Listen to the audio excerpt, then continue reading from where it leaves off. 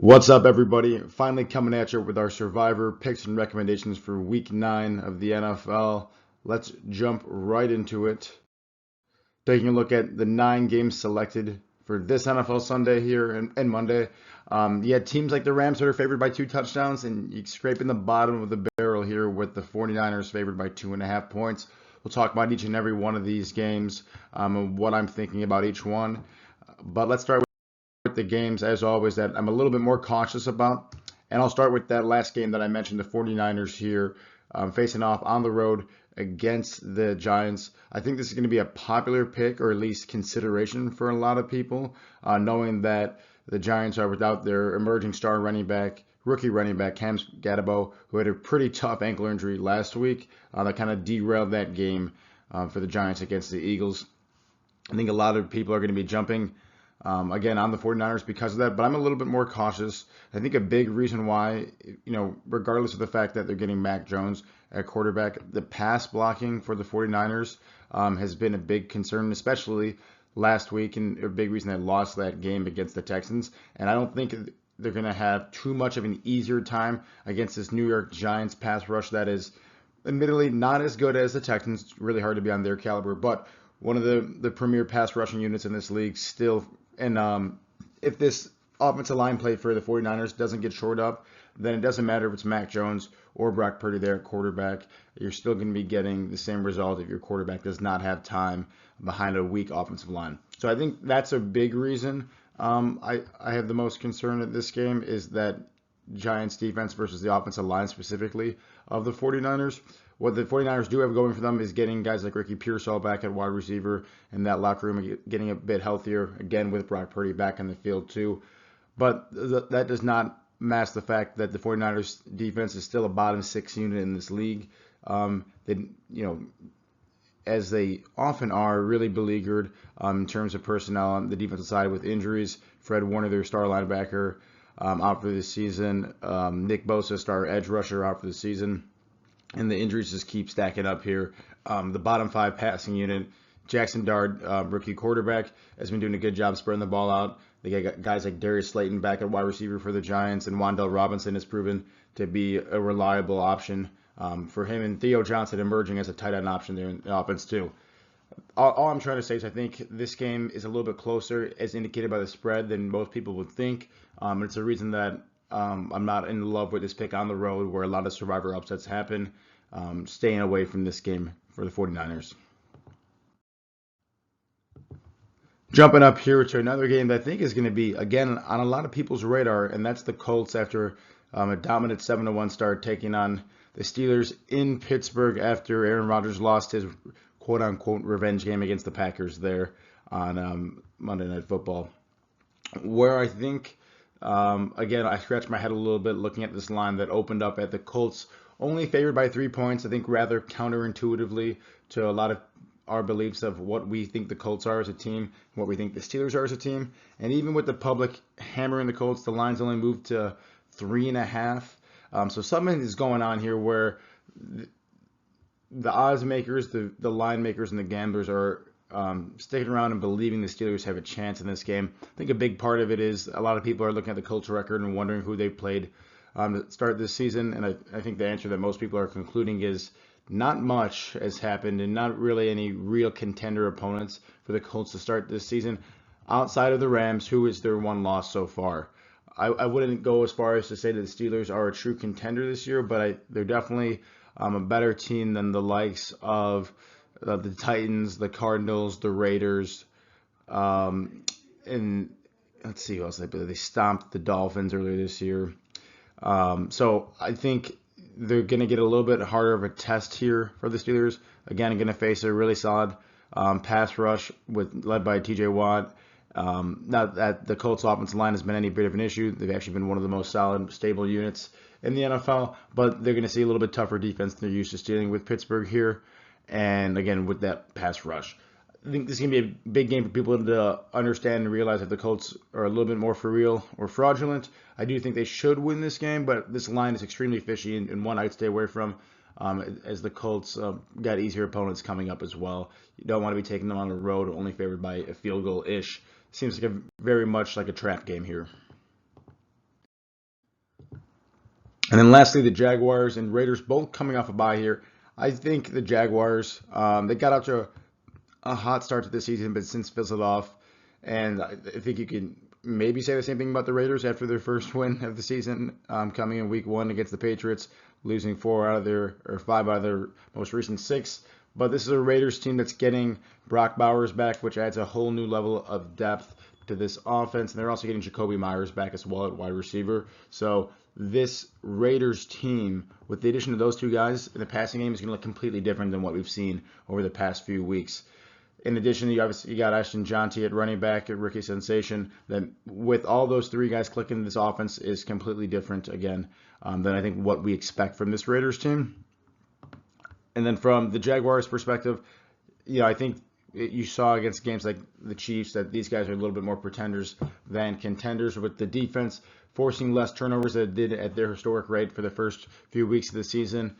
They were only able to muster up, I think, 12 points against the Seahawks when they faced them at home. Like, this is a Jaguars team that is inconsistent, and it concerns me a little bit. They're only favored by 3 against a Raiders team, again, that we don't know what to expect, because I think this offense is going to look and hum a little bit differently than what we're used to seeing. Doesn't take away from the fact that the Raiders have still one of the worst defenses in football. And the Jaguars, again, because of their ability to force turnovers and overall just solid defense, that's been able to keep their offense and team in games when maybe the point production isn't there for what you're used to seeing early on in the season. All that is to say, I'm a little more cautious of this game because of the newer look Raiders with a couple key guys coming back from injury, most notably Brock Bowers, who is one of the best tight ends in the NFL that can change the complexity and add wrinkles to any offense. So it makes me a little bit more concerned here, and the reason, again, staying away from the Jaguars, or at least thinking twice. Best pick here is the no-brainer. Rams coming off a bye, getting Puka Nacua back. This offense under Matt Stafford is looking fantastic. The offense is clicking on all cylinders with Kyren Williams. Puka when healthy, but even when not, Devontae Adams showing that he's still a top receiver in this league.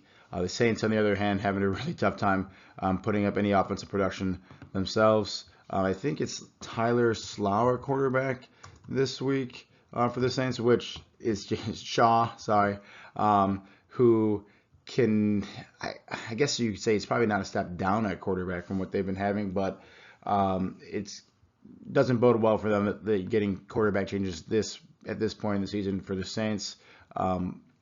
Very few teams that have put up less points than them. The only ones that have offensively have been the Browns. Surprisingly, the Falcons, who are as inconsistent as it comes, the Titans, and the Raiders, too, again, who have had a lot of issues on offense and injuries. So, love the Rams here in the situation where they're coming off a bye, taking on the Saints team with an inexperienced quarterback and really not a lot of talent on either side of the football right now for the Saints. Makes this game an easy pick. Best value here, I think the Chargers. I think any team playing the Titans gets a really strong consideration for a value pick here. As I just mentioned, the Titans have the second fewest points put up in this league offensively, and they also, on the flip side, happen to have the 4th most allowed points defensively. But this is really more about the Chargers here. You're getting the respective, almost a 10.2 score favorite here. Even without a Morgan Hampton at running back, Haskins and really Vidal last week at running back picking it up. You're getting a huge boost at the tight end position with Gadsden really coming out of nowhere after starting the season slow.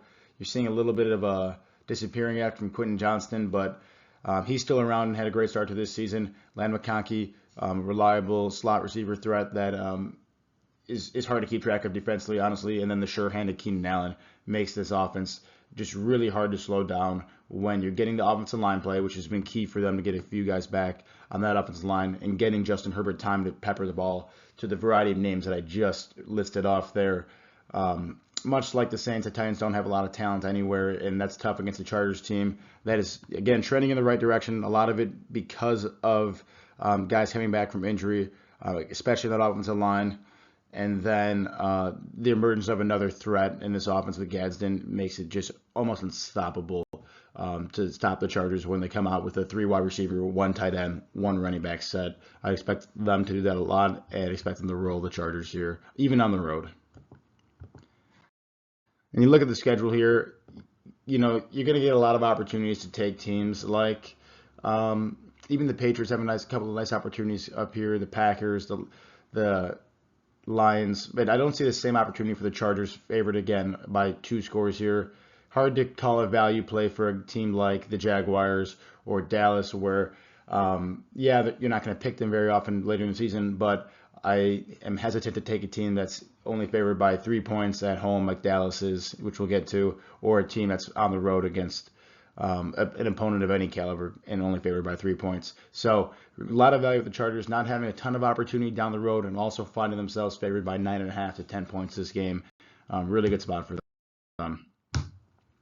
Another great pick would be the Packers, going up against the Panthers here. The Panthers really showed their true colors on their run defense after James Cook torched them for the tune of over 200 yards against the Bills. I don't think you're going to see that same number from Josh Jacobs, but he's been rolling behind this Packers offensive line that's been playing well lately, and I would expect to see a very similar formula from the Packers, and a heavy dose of the run game, which the Packers do have the ability to cook you on. They also have the ability, again, with their really similar to the Chargers, deep wide receiving core, able to pepper the ball out to a variety of guys. And so when Jordan Love's getting his time against this Titans team that has a really poor pass rush, and then also facing another game without Jeffrey Simmons, I expect all things to go the Packers' way this time. And they, it seems like it's going to be another blowout game against the Panthers here 2 weeks in a row. Against 2 really good opponents, but tough sledding there for the Panthers as of late. The Lions coming off a bye week, taking on the Vikings, who I think they're getting J.J. McCarthy back this week after Carson Wentz finally went on the injured reserve after just a gruesome beating that he took against the Chargers. Lions here, hard to overlook what they've done after losing to the Packers in week 1, but you're really starting to see a true emergence of Jahmyr Gibbs, which I think we've all seen coming from a long time. On offense, in the passing game, not much has changed with Amon-Ra St. Brown. His connection with Jared Goff really moving the needle in the passing game for this team. I think the defense is getting healthier, especially after a bye week, and they're playing really good football here. And you saw that on full display against their last game against the Buccaneers, where I think they limited the Bucs offense, who is as high scoring and prolific as they come, to I think less than 10 points. So this defense is still legitimate, and you're not seeing much on offense for the Vikings here. I think it's a pretty good spot for the Lions, but if J.J. McCarthy can be the guy that he was drafted to be, you can't overlook the amount of talent the Vikings have at wide receiver, but that offense just has not clicked yet without Sam Darnold, no matter who's been under center. And so until they get that figured out, it seems like it's a pretty good opportunity in Survivor to take the team that is playing the Vikings as they continue to struggle. But again, J.J. McCarthy can figure it out. I think those struggles could be turned around quickly. This is also a game I think is going to be a lot on a lot of people's radar. The Falcons, who are as wildly inconsistent as they come after a really stinky loss against the Dolphins there at home, traveled to Foxborough and played the red-hot Patriots and Drake May. That's actually starting to get some murmurs for MVP this season, as he's leading the Patriots in the first place of the AFC East division, much to people's surprise. Patriots at 6-2 have looked just so great with Drake May and what he's been able to do in that offense and spread the ball around. Big weakness for them is, I think, some inconsistencies in the run game. They've had a lot of issues with their running backs fumbling, whether it be Ramondre Stevenson or Travion Henderson. But if they can shore that up, and this Patriots offense looks like a juggernaut unit. The Falcons, it's hard to know what team's going to show up, and that's why not happy with my pick with them last week, but it's also why I'm hesitant to pick against them, because we have seen the Falcons show up at times offensively, especially when Bijan Robinson is getting going. It's really hard to slow down this offense because he's just a guy that can do it all. And then you throw in the likes of Drake London, who was not in that game last week, and Kyle Pitts too. This offense for the Falcons is a lot more dangerous than I think people realize based on just looking at their record in the scoreboards. The Falcons last week in this loss to the Dolphins, they were without their starting quarterback and Michael Penix Jr., without Drake London at wide receiver, without Darnell Mooney at wide receiver. They're all going to be back this game. That is all to say that don't look at the Falcons from last week and say this is a terrible do-nothing team that the Patriots will roll over. They're getting 3 of their starting players on offense, skill positions back. That's going to be huge for them with Bijan Robinson. You never know what could happen to this Falcons team. I do like the Patriots at home with Drake May against most teams. Honestly, right now, the Patriots are just really churning under Mike Vrabel. But don't discount the Falcons because their performance last week is the warning that I will heed here. But even as consistent as they are, it seems tough to beat a Patriots team that's a true playoff contender here. And then finally for the Sunday night game, I'm getting the Cardinals on the road against the Cowboys. Big news for the Cardinals to get their starting quarterback back with Kyler Murray, which will be huge for them. But even without him, any quarterback's been able to have a lot of success against this Cowboys defense that lets up points after points after points. This is a team that has allowed the second most amount of points allowed to offenses in the NFL, behind only the Bengals by a short field goal there. So this, by all measures for the Cowboys defense, is one of the worst, most poorest defenses in the league right now. Part of it is their offense and gives the ball back to the opposing team's offense so often, either with 3 and outs or quick touchdowns because of their big play and explosive nature. All that is to say, I believe that getting Kyler Murray back at quarterback and hooking up with Marvin Harrison Jr., that's been taking some steps here, and Trey McBride could be a little bit scary against, again, a Cowboys defense that is letting any and everything through to allow the opposing teams to score points. I don't think the Cardinals defense is all that much better, at least in the secondary. And so you're going to see Dak Prescott, who's been really great this season, honestly, hook up with CeeDee Lamb and George Pickens a lot. Javonte Williams at running back has been a big surprise this season and a success story. And Ferguson at tight end has been pretty dangerous, too, for the Cowboys. This is going to be a high-scoring affair where I think it's a coin flip game. It's going to come down to the last possession, not normally what you want in a Survivor game. But I do believe the Cowboys win this one. As the Cardinals here, I just am not a good enough believer yet in them, with Kyler Murray not always stepping up in the spotlight as a quarterback, and more so, I'm taking the Cowboys and Dak Prescott here, who have a more reliable and consistent offense, and then I'm just going to have to lean on them putting up 35-plus points to outlast this, because that's really the rate this defense is letting up points at. But I do believe that the Cowboys put up enough in a high-scoring shootout to beat the Cardinals on Sunday night. But that's the video. Really love the Rams this week, and hard not to with their matchup. You get another great matchup with the Panthers, as the Packers playing the Panthers. But I think there's a ton of value here with the Chargers, given their schedule up ahead and going up against a really weak opponent in the Titans, even on the road. I'd be a little bit more cautious, especially about the Colts. This game is going to be closer than a lot of people think. Looking on paper and looking at just the records and recency bias. I also think the same thing about the Jaguars and the 49ers. But evaluate your current situation and, of course, do what's always best for you and what your presumptions and assumptions are for this week and going forward, because every situation is unique. Not sure how many teams in this board you've already taken, but surely you can find some value here and take a team that will hopefully get you on to Week 10 in the NFL. And I hope to see you next week, guys. Good luck.